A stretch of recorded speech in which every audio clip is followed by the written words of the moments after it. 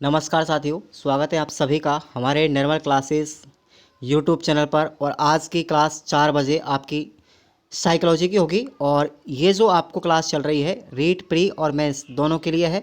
तो जितने भी विद्यार्थी हैं रीट प्री और मेंस की तैयारी करने वाले इस क्लास को ज़रूर अटेंड करें, क्योंकि ये जो साइकोलॉजी के नोट्स हैं बहुत ही अहम महत्वपूर्ण है आप सभी के लिए। तो आज की हम इस वीडियो में बात करेंगे विकास के सिद्धांतों की। और विकास के सिद्धांतों को मैं 2 क्लास में पढ़ाऊंगा। काफ़ी लंबा चैप्टर भी है, तो आपको हताश नहीं होना है बिल्कुल भी। पहले भाग में हम कुछ विकास के सिद्धांतों के बारे में पढ़ेंगे और भाग 2 में भी पढ़ेंगे। तो ये नोट्स आप लोग पढ़ेंगे और डिस्क्रिप्शन बॉक्स में आपको लिंक दिया गया है साथियों एप्लीकेशन का। वहाँ आप जा करके 21 रुपये मात्र दे करके, वैलिडिटी प्राइस है उसका, कोर्स का कोई कीमत नहीं है, याद रखना। 12 मंथ की वैलिडिटी आपको दी जाएगी और आप लोग ये कोर्स परचेज कर लें। रीट प्री और मेंस दोनों अलग अलग कोर्स डाले गए हैं और ये टाइम टेबल आप अगर फॉलो करेंगे तो आपके लिए समय पर कोर्स पूरा हो जाएगा। ध्यान रखना, 3 से 4 महीने में आपको रीट प्री का और 3-4 महीने में आपको मेंस का कोर्स करवा के पूरा कर दूंगा। तो चलेगा, आज हम बात करते हैं विकास के सिद्धांतों की। विकास के सिद्धांत कौन कौन से हैं, मनोवैज्ञानिकों ने दिए हैं, किस मनोवैज्ञानिक ने कौन सा सिद्धांत दिया है, एक बार हम थोड़ा सा संक्षिप्त में जान लेते हैं। उसके बाद हम विस्तार से बात करेंगे। जिसने भी चैनल को सब्सक्राइब नहीं किया है चैनल को सब्सक्राइब करके रख लेंगे और लगातार क्लास लेंगे। लगातार क्लास लेने वाला विद्यार्थी ही अपने कोर्स को समय पर पूरा कर लेता है और लक्ष्य को पा लेता है। इतना मैं जानता हूं कि आपके लिए जितनी कोचिंगों में 10 से 15,000, 20,000, ऑनलाइन 3,000, 4,000 कोर्स खरीद रहे हैं, उससे बेटर कंटेंट आपको यहाँ फ्री में दिया जा रहा है। तो पहले बात करेंगे हम मनोविश्लेषणात्मक सिद्धांत सिगमंड फ्राइड की। मनोविश्लेषणात्मक के बाद है मनोवैलैंगिक विकास सिद्धांत सिगमंड फ्राइड का। तो सिगमंड फ्राइड साहब ने ये 2 सिद्धांत दिए थे, याद रखना। उसके बाद मनोसामाजिक विकास सिद्धांत की बात करेंगे, ये एरिक एरिक्सन के द्वारा दिया गया था। अगला है परिस्थिति परक सिद्धांत, ये यूरी ब्राउन फैन वेनर ने दिया था। और अगला है संज्ञानात्मक विकास सिद्धांत, जीन पियाजे ने दिया था। अगला है संज्ञानात्मक विकास सिद्धांत, ये बाइगोस्की ने दिया था। तो संज्ञानात्मक विकास सिद्धांत जो दिया था साथियों, ये दोनों ही अलग अलग मनोवैज्ञानिकों के द्वारा अलग अलग दिए गए थे। जीन पियाजे ने कौन कौन सी अवस्था बताई है और वाइगोस्की ने कौन कौन सी अवस्था बताई है, सबके बारे में चर्चा करेंगे। उसके बाद नैतिक विकास सिद्धांत बताया था लॉरेंस कोहलबर्ग ने। और फिर नैतिक विकास सिद्धांत भी दिया था किसने, जीन पियाजे ने। तो जीन पियाजे के 2 सिद्धांत हो गए, संज्ञानात्मक विकास सिद्धांत और नैतिक विकास सिद्धांत। और अंतिम पढ़ेंगे हम भाषा विकास सिद्धांत, यह है हमारा नोम चॉम्स्की के द्वारा दिया गया था। तो चलेगा, सबसे पहले हम बात करते हैं मनोविश्लेषणात्मक सिद्धांत किसने दिया था, सिगमंड फ्राइड ने। और इसको बोलते हैं साइको एनालिटिकल थ्योरी, याद रखना। सिगमंड फ्राइड जो साहब थे उन्होंने मन की 3 दशाएं बताई थी। कौन कौन सी थी, चेतन, अचेतन और अर्धचेतन। चेतन मन है साथियों वो हमारे मस्तिष्क में जागृत अवस्था में रहता है और ये मस्तिष्क का 1/10 भाग में रहता है चेतन मन। उसके बाद अचेतन मन जो है हमारा, ये हमारा अचेतन मन 9/10 भाग में रहता है, यानी कि 90% भाग में हमारा अचेतन मन रहता है, याद रखेंगे। और इस अचेतन मन में क्या क्या बातें आती हैं, एक तो कटु अनुभूतियाँ, दुखद बातें और दमित इच्छाओं का भंडार अचेतन मन में स्थित होता है। तीसरा है हमारा अर्धचेतन मन। इस अर्धचेतन मन के अंदर दोनों ही प्रकार की बातें आती हैं। चेतन मन और अचेतन मन के बीच की जो अवस्था है वो हमारा अर्धचेतन मन होता है। इसमें याद की गई बातों को हम भूल जाते हैं, कभी अटक जाते हैं, कभी हकला जाते हैं। तो ये सब बातें जो हैं अचेतन मन को प्रदर्शित करती हैं। क्लियर, एक बार सभी विद्यार्थी जयकारा लगाएंगे, जय महाकाल की, जय माता दी। वीडियो को लाइक करेंगे और आगे की ओर रनिंग करेंगे। सिगमंड फ्राइड ने भी व्यक्तित्व रचना की दृष्टि से 3 अवस्थाएं बताई थी। अब व्यक्तित्व रचना की दृष्टि से बात करें तो उन्होंने 3 रचनाएं बताई थी। कौन कौन सी अवस्था है, पहली हमारी इड, जिसको हम इदम कहते हैं। ये इदम हमारा अचेतन मन में रहता है जो कुसमायोजन को संयमित करता है। दूसरा है ईगो, इसको हम अहम कहते हैं, ये चेतन मन का भाग है जो समायोजन को नियंत्रित करता है। और तीसरा है सुपर ईगो, इसको हम परम अहम कहते हैं, जो इन दोनों ही अवस्थाओं से श्रेष्ठतम अवस्था मानी गई है। तो अब हम एक एक के बारे में विस्तार से बात करते हैं। इदम सबसे पहले पढ़ेंगे। इदम का मतलब इड। यह सुखवादी सिद्धांत है, इच्छाओं का भंडार गृह है। अनैतिक व अपराध कार्य करने की प्रवृत्ति इदम में जागृत होती है। इसमें जो बच्चा होता है, व्यक्ति होता है, वो पशु प्रवृत्ति को जागृत कर लेता है। अचेतन मन से इसका संबंध होता है और कुसमायोजन के लिए जिम्मेदार होता है। इदम आपको समझ में आया होगा। इदम में बच्चा जो होता है सुख प्राप्त करता है, अपनी इच्छाओं को जागृत करता है। नैतिक, अनैतिक और अपराध कार्य करने की प्रवृत्ति भी इसी में उत्पन्न होती है। और पशु प्रवृत्ति जो होती है व्यक्ति में इदम के कारण उत्पन्न होती है और इस इदम का संबंध अचेतन मन से है। और व्यक्ति जब कुसमायोजित हो जाता है तो इसका कारण भी क्या है? इदम ही है। आगे बात करते हैं ईगो। ईगो साथियों अहम को कहते हैं। यह एक वास्तविक सिद्धांत पर निर्भर करता है, वास्तविक सिद्धांत पर कार्य करता है। चेतन मन से इसका संबंध है। ईगो जो है इड और सुपर ईगो इन दोनों के बीच में संतुलन का कार्य करता है और यह समायोजन की अवस्था कहलाती है। व्यक्ति जो होता है अपने आप को समायोजित कर लेता है ईगो की अवस्था में।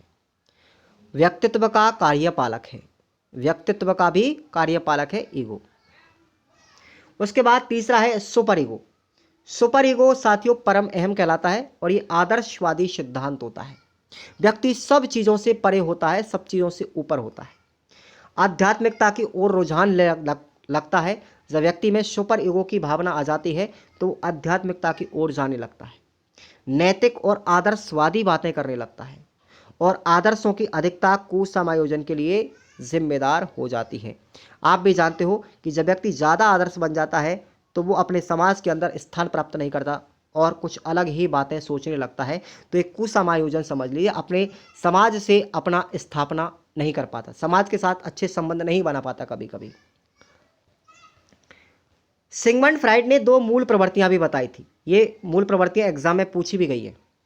तो कौन कौन सी थी? एक तो है हमारी जीवन मूल प्रवृत्ति जिसको हम जीजी विसा के नाम से जानते हैं, और दूसरी बताई थी मृत्यु प्रवृत्ति जिसको हम मुमूर्षु के नाम से जानते हैं। इंग्लिश में याद रखना, जीजी विसा को इरोस कहते हैं और मुमूर्षा को थॉन्टस कहते हैं। क्या कहते हैं? थॉन्टस।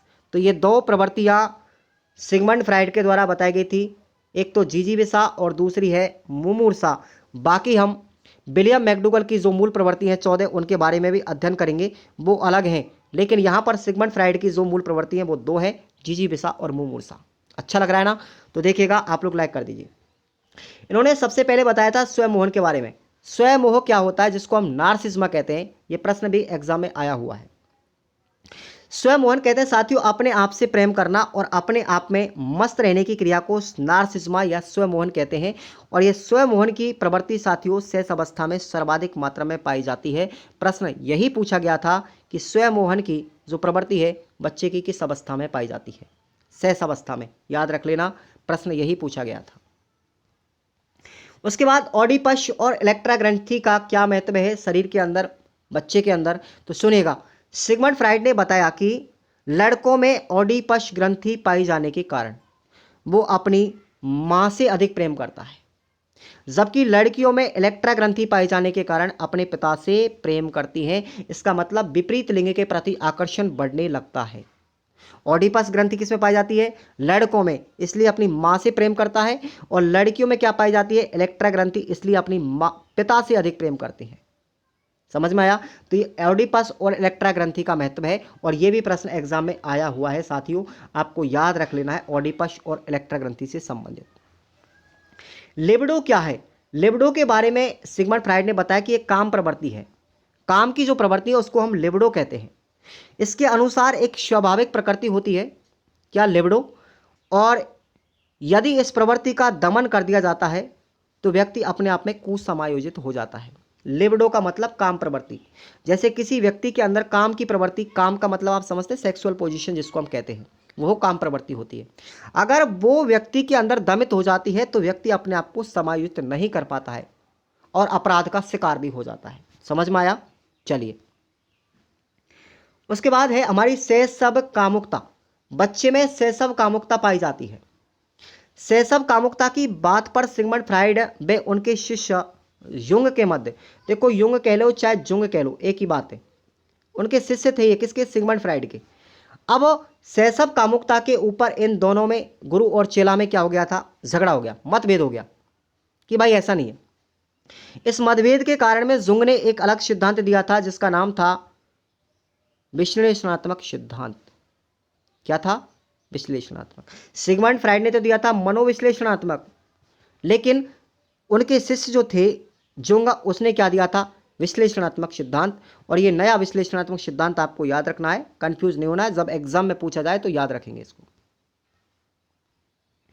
अब बात करते हैं मनोलैंगिक विकास सिद्धांत। ये भी सिगमंड फ्राइड ने ही दिया था। मनोलैंगिक सिद्धांत जो है विकास का, बहुत इंपॉर्टेंट है, प्रश्न यहाँ से पूछा जाता है एग्जाम में, लगभग पूछा ही जाता है, 90% चांसेस रहते हैं मनोलैंगिक विकास सिद्धांत से। इसको बोलते हैं psycho sexual development theory. Psycho sexual development theory आपको याद रखना है। और इस सिद्धांत में बताया था कि सिद्धांत के अनुसार बालक के विकास पर काम प्रवृत्ति का प्रभाव पड़ता है। इसके अनुसार काम प्रवृत्ति जन्म से पाई जाती है। इस सिद्धांत में बताया था उन्होंने कि बच्चे में काम प्रवृत्ति का प्रभाव पड़ता है और ये जन्म से ही पाई जाती है, तथा भिन्न भिन्न अवस्थाओं में इसका भिन्न भिन्न स्वरूप होता है, भिन्न भिन्न असर होता है, अलग अलग प्रकार से इसका प्रभाव पड़ता है। और इस सिद्धांत के आधार पर उन्होंने काम प्रवृत्ति की 5 अवस्थाएं बताई थी। अब वो 5 अवस्थाएं कौन कौन सी हैं, प्रश्न यहीं से बनता है ज़्यादातर। पहली अवस्था बताई थी उसने मुखी अवस्था, जिसको हम ओरल स्टेज कहते हैं, और ये 0 से 1 वर्ष के बीच में होती है। 0 से जब बच्चा 1 वर्ष का होता है, जन्म से 1 वर्ष के बच्चे में ये मुख्य प्रवृत्ति पाई जाती है। और इस पहली अवस्था में काम प्रवृत्ति मुख के रूप में केंद्रित होती है। इसका मतलब समझ रहे हैं आप? जब बच्चे में दूध के दांत निकलते हैं तो अपने जबड़े को बहुत ज़्यादा, मसूड़ों में दर्द वगैरह रहने लगता है, उसके सैराट सा चलने लगता है, तो यही हमारी मुखी अवस्था होती है। बच्चा एक दूसरे को काट भी लेता दांतों से, तो ये मुखी अवस्था होती है। यही बच्चे की काम प्रवृत्ति मानी जाती है 0 से 1 वर्ष के मध्य में। दूसरी अवस्था होती है गुदीय अवस्था। इसको हम एनुअल स्टेज कहते हैं और ये 1 वर्ष से लेकर के 3 वर्ष तक के बच्चों में पाई जाती है। इस अवस्था में काम प्रवृत्ति गुदा क्षेत्र में होती है। इस अवस्था में बालक जिद्दी, आक्रामक व धारणात्मक हो जाता है। तो समझ रहे हैं आप? गुदीय अवस्था का मतलब होता है कि जब बच्चे का जो गुदीय भाग होता है उसमें कुछ खुजली सी चलने लगती है, उसी को हम गुदीय प्रवृत्ति कहते हैं, गुदीय काम अवस्था की प्रवृत्ति। अब इसमें बच्चे को जिल्लाहट, जिद्दी, आक्रामक का कुछ धारणात्मक, ऐसा गुस्सेल सा होता है, ठीक है ना? तो ये 1 से 3 वर्ष के बच्चों में पाई जाती है। तीसरी अवस्था बताई थी उन्होंने लैंगिक अवस्था, फैलिक स्टेज, और ये 3 से 6 वर्ष के बच्चों में पाई जाती है। इस अवस्था में बालक का ध्यान जननांगों की तरफ चला जाता है और इस अवस्था में ओडिपश में इलेक्ट्रा ग्रंथि का विकास होने लगता है। आप समझ रहे हैं कि जो ओडिपश ग्रंथि है वो लड़कों में पाई जाती है, अपनी माँ से प्रेम करने लगता है, और इलेक्ट्रा ग्रंथि लड़कियों में पाई जाती है और अपने पिता से प्रेम करती है। तो जननांगों का धीरे धीरे विकास इस लैंगिक अवस्था में होने लगता है और ये 3 से 6 वर्ष के मध्य में के बच्चों में पाई जाती है। उसके बाद में अदृश्य अवस्था, या फिर हम इसको कह सकते हैं प्रसुप्त अवस्था, प्रसुप्ति अवस्था, लैटेंसी स्टेज, और ये 7 से लेकर के 12 वर्ष तक के बच्चों में पाई जाती है। इस अवस्था में काम प्रवृत्ति अदृश्य हो जाती है, बच्चे में काम की कोई अवस्था नहीं होती। इसका मतलब बाल्यावस्था में बच्चा पहुंच गया है। उत्तर बाल्यावस्था में यह शरीर के किसी भी भाग में विद्यमान नहीं होती। इस अवस्था में काम प्रवृत्ति का मार्गांतरीकरण हो जाता है तथा बालक रचनात्मक कार्यों में रुचि लेने लगता है। ये अदृश्यात्मक या प्रसुप्ति अवस्था आपको याद रखनी है। इस अवस्था में काम प्रवृत्ति का अभाव हो जाता है, मार्गांतरीकरण हो जाता है, लुप्त हो जाती है, अदृश्य हो जाती है। ठीक है, एक बार सभी विद्यार्थी इधर उधर की बातें ना करके अपनी बातों पर ध्यान मत दीजिएगा, मेरी बातों पर ध्यान देंगे तो बेनिफिट में रहोगे। इसलिए आप सभी से मैं निवेदन करना चाहूँगा कि जो भी विद्यार्थी फालतू की बातें कर रहा है कमेंट करके लाइव सेट में, वो बंद कर दें और अपनी पढ़ाई पर ध्यान दीजिएगा। ये बातें तो आप लोग खुद भी पर्सनल नंबर पे कर सकते हैं। 5वीं अवस्था अंतिम बताई थी उन्होंने, जननेंद्रिय अवस्था। जनन इंद्रिय अवस्था है जेनिटल स्टेज, और ये 12 वर्ष के बाद के बच्चों में पाई जाती है। जब बच्चे की उम्र 12 वर्ष हो जाती है तो उसके पश्चात ये अवस्था आ जाती है। इस अवस्था में काम शक्ति का प्रयोग संतान उत्पत्ति के लिए किया जाता है। सेक्सुअल पोजीशन बच्चे में कब आती है? 12 वर्ष के पश्चात, ठीक है ना। जननांगों में हार्मोन्स का विकास होने लगता है और सेक्सुअल पोजीशन पर बहुत ज़्यादा ध्यान देने लगता है। तो ये जनन इंद्रिय अवस्था उन्होंने बताई थी कि बच्चे में इस अवस्था के अंदर, व्यक्ति में इस अवस्था के अंदर संतान उत्पत्ति की भावना पैदा होने लगती है। बच्चा एक संतान उत्पत्ति करने के लिए कामयाब हो जाता है। क्लियर। अगला सिद्धांत हम पढ़ेंगे मनोसामाजिक विकास सिद्धांत, और एरिक एरिक्सन ने दिया था। बहुत ही इंपॉर्टेंट सिद्धांत है एरिक एरिक्सन साहब का, साइको सोशियल डेवलपमेंट थ्योरी। एकमात्र ऐसा सिद्धांत है साथियों जो जीवन पर्यंत चलता रहता है। बाकी का आज तक कोई भी बाल विकास के अंदर ऐसा कोई सिद्धांत नहीं है जो जीवन पर्यंत चलता हो, मृत्यु पर्यंत चलता हो। एकमात्र सिद्धांत है मनोसामाजिक सिद्धांत एरिक एरिक्सन का, जो व्यक्ति में जीवन पर्यंत चलता है।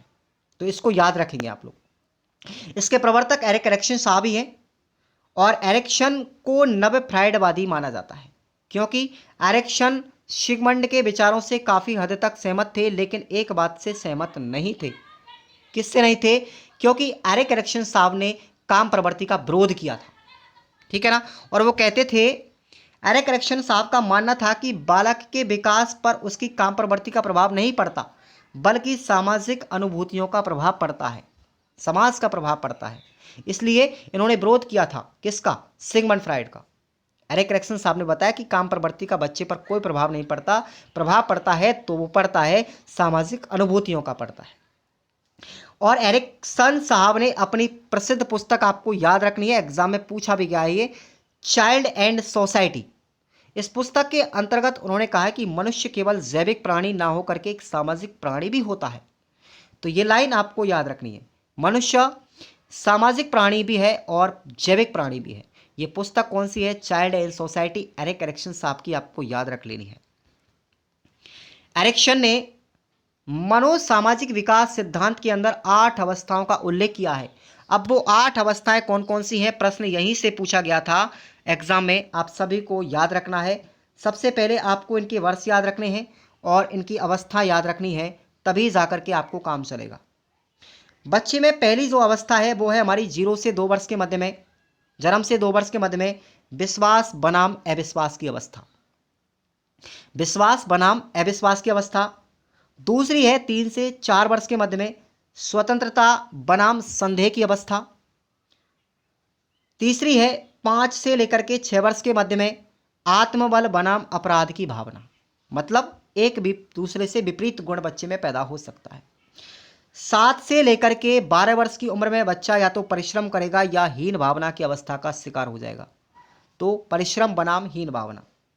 और 5वीं अवस्था है 13 से 18 वर्ष के मध्य में पहचान बनाम भूमिका द्वंद्व की अवस्था, और ये एग्जाम में 2-3 बार पूछी जा चुकी है। अगली अवस्था है 6वीं 19 वर्ष से लेकर के 35 वर्ष के बच्चों में या व्यक्तियों में घनिष्ठता बनाम अलगाव की अवस्था पाई जाती है। 7वीं है 36 वर्ष से लेकर के 35 वर्ष तक के व्यक्तियों में, वो अवस्था है उत्पादकता बनाम निष्क्रियता की अवस्था, या तो किसी चीज़ का सृजन करेगा या फिर किसी चीज़ के प्रति विनाश करेगा, निष्क्रिय भावना हो जाती है। और अंतिम है 8वीं 55 वर्ष के बाद ईमानदारी होगी या फिर वो निराशा का शिकार होगा, तो ईमानदारी बनाम निराशा की अवस्था ये 55 वर्ष के बाद अंतिम अवस्था पाई जाती है। तो कैसा लगा ये सिद्धांत आप लोग एक बार कमेंट करके बताएंगे। और अगला विकास का सिद्धांत है हमारा सामाजिक सामग्रिक विकास का पारिस्थितिक परक सिद्धांत, ठीक है ना, ecological theory of social emotional development. ये दिया था साथियों यूरी ब्रॉनफेन ब्रेनर ने, ठीक है ना। यूरी ब्रॉनफेन ब्रेनर साहब का सिद्धांत है सामाजिक सामग्रिक विकास सिद्धांत, और इसी को कहते हैं पारिस्थितिक परक सिद्धांत, तो याद रख लेना। इस सिद्धांत में क्या बताया है? यह सिद्धांत भी बालकों के विकास की व्याख्या सामाजिक संदर्भ में करता है जिसमें बालक रहता है, उस परिवेश की व्याख्या करता है, जिस समाज की व्याख्या करता है जिसमें बालक रहता है। जैसे जैसे बालक बड़ा होता है व्यक्तियों के साथ साथ अंत्यक्रिया करने लगता है, जो उसके विकास को प्रभावित करते चले जाते हैं। इन्होंने समाज के ऊपर ज़्यादा ध्यान दिया था। इस सिद्धांत को 5 मंडलों के नाम से समझाया है। 5 मंडल दिए थे इस सिद्धांत में ब्रेनर साहब ने। अब वो 5 सिद्धांत कौन कौन से हैं और प्रश्न यहीं से एग्जाम में पूछा गया था, आप लोग याद रखते हैं। सबसे पहला सिद्धांत बताया था उन्होंने लघु मंडल, ठीक है ना, जिसको हम माइक्रो चाइल्ड कहते हैं, चाइल्ड के लिए माइक्रो सिस्टम। दूसरा बताया था मीजो सिस्टम, बाह्य मंडल। तीसरा बताया था, आपको याद रखना है, पहला लघु मंडल, दूसरा मध्य मंडल, तीसरा बाह्य मंडल, चौथा वृत्त मंडल और पांचवा घटना मंडल। अब इन सभी को हम पढ़ेंगे, किस घटना मंडल के अंतर्गत कौन कौन से कार्य क्षेत्र आते हैं उनकी व्याख्या करेंगे। सबसे पहला है हमारा माइक्रो सिस्टम। तो माइक्रो सिस्टम का मतलब होता है लघु मंडल। इसके अंतर्गत माता पिता, शिक्षक, संगी, साथी आदि आते हैं। बच्चा इस मंडल की पोजीशन में जब होता है तो वो अपने माता पिता, अपने शिक्षक, अपने सगे संबंधी, साथियों के साथ संबंध बनाता है। दूसरा मंडल जब दूसरी अवस्था में पहुंचता है तो वो मध्य मंडल होता है, इसको मीजो सिस्टम कहते हैं। और इसके अंतर्गत बच्चे के लघु मंडल के जो कारक हैं उनके साथ आपसी संबंध के कार्य क्षेत्र आते हैं। लघु मंडल के अंदर क्या आएगा कि लघु मंडल के जो कारक हैं, जो माता पिता, शिक्षक, संबंधी, साथी है ना, उनके आपसी संबंध किस में आएंगे? मध्य मंडल में आएंगे।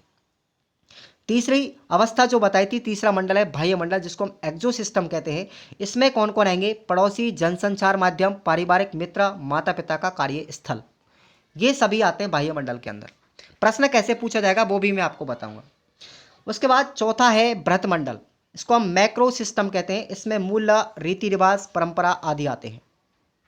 और पांचवा है घटना मंडल, क्रोनो सिस्टम, जिसमें जीवन चक्र की घटनाएं, आर्थिक आघात, माता पिता का तलाक, ये सभी घटना मंडल के अंतर्गत आते हैं। प्रश्न पूछा गया था एक बार ऐसे ही कि आप बताएंगे रीति रिवाज, मूल और परंपराओं का संबंध यूरी ब्रेंट बैनर के किस मंडल से संबंधित है? तो आंसर क्या गया था? वृत्त मंडल। 4 ऑप्शन आपको दिए गए थे वहां पे, तो वृत्त मंडल से संबंध रखता है। ऐसे प्रश्न आपको पूछा जाता है, ठीक है ना। तो आज के लिए हमने इतना पढ़ा और कल की क्लास में आपको हम पढ़ाएंगे अगले सिद्धांत के बारे में। तो जितने भी विद्यार्थी हैं जिन्होंने अभी तक चैनल को सब्सक्राइब नहीं किया है, चैनल को कृपया सब्सक्राइब कर लेंगे। वीडियो को लाइक करके अपने दिल की आवाज़ को कमेंट में लिखेंगे वीडियो कैसा लगता है। डिस्क्रिप्शन बॉक्स में आपको हमारे एप्लीकेशन का लिंक दिया गया है, उस एप्लीकेशन को इन सभी रीट, मेंस और प्री के कोर्स को आप लोग डाउनलोड कर लेंगे। बिल्कुल निःशुल्क 21 रुपये चार्ज आपसे लिया जा रहा है, केवल वैलिडिटी का, कोर्स का कोई प्राइस नहीं है।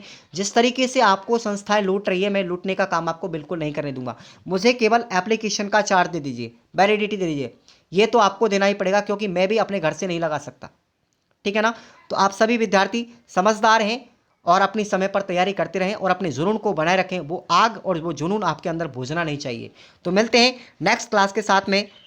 डेली रेगुलर समय पर क्लास लेंगे तो आपका ही फ़ायदा है और साथ साथ मुझे भी फ़ायदा है। और आपके फ़ायदे की वजह से ही मैं इतनी मेहनत कर रहा हूँ, वरना मुझे कोई शौक़ नहीं है, ठीक है साथियों। तो आप सभी लोग जुड़े रहेंगे, चैनल को सब्सक्राइब कर लेंगे। मिलते हैं अगले वीडियो के साथ में, तब तक के लिए जय हिंद, वंदे मातरम, सभी को राम राम, खम्मा गणी।